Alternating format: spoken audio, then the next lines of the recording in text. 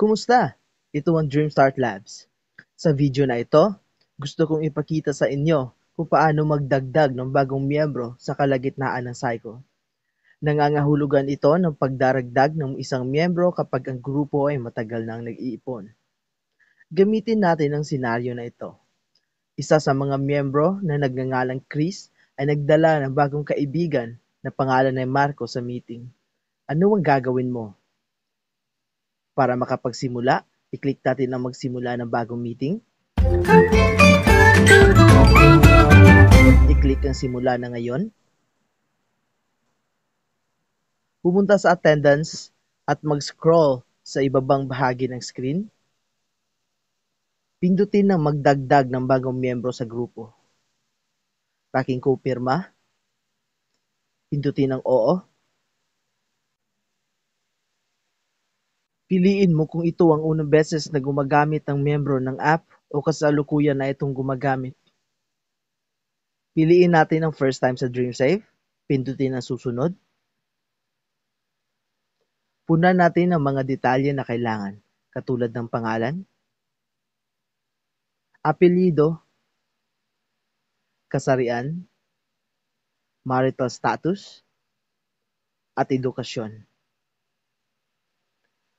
Pati na rin ang araw ng kapanganakan. Pindutin ang OK at pindutin ang susunod. Maaari kang magdagdag ng larawan ngayon o mamaya. Sa kasong ito, idaragdag natin sa ibang pagkakataon. Punan lang natin ang mga kinakailangan na impormasyon.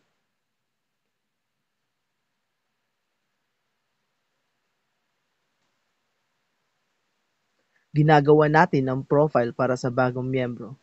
Ibig sabihin, ang kanyang mobile number ay kailangan. Piliin kung tatanggap ng text o hindi at hayaan natin silang ipasok ang kanilang passcode. Ilagay natin ang numero ng miyembro.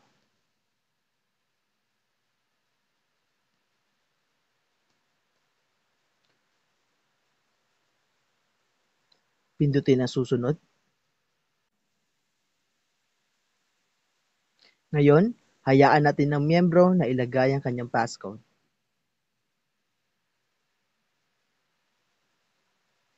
Pindutin ang susunod. Sa paglagay ng check, ibig sabihin ay sumasang-ayon ka sa tuntunin ng DreamSave User License Agreement. Pindutin ang lumikha ng profile. Yatid ang aking star.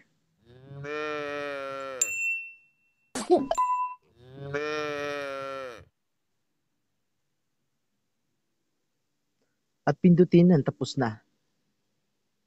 Dito, maaari mo ring itala ang kanyang panimulang investment kung meron man. Sa kasong ito, sabihin natin si Marco ay hindi maghuhulog ng paunang puhunan. Pindutin ang susunod. Pindutin ang susunod.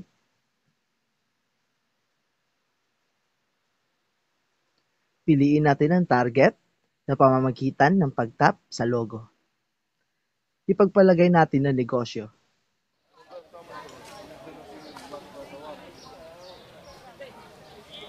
Punan natin kung ang halaga nito. Punan natin ang halaga na gustong pag-ipunan ni Marco. Makikita mo sa screen na kakailanganin ni Marco na mag-ipon ng 4 na shares kada meeting. Pindutin ang i-save ang personal na target. Pindutin ang tapos na. At boom! Nalikha na natin ang profile ni Marco. Maraming salamat.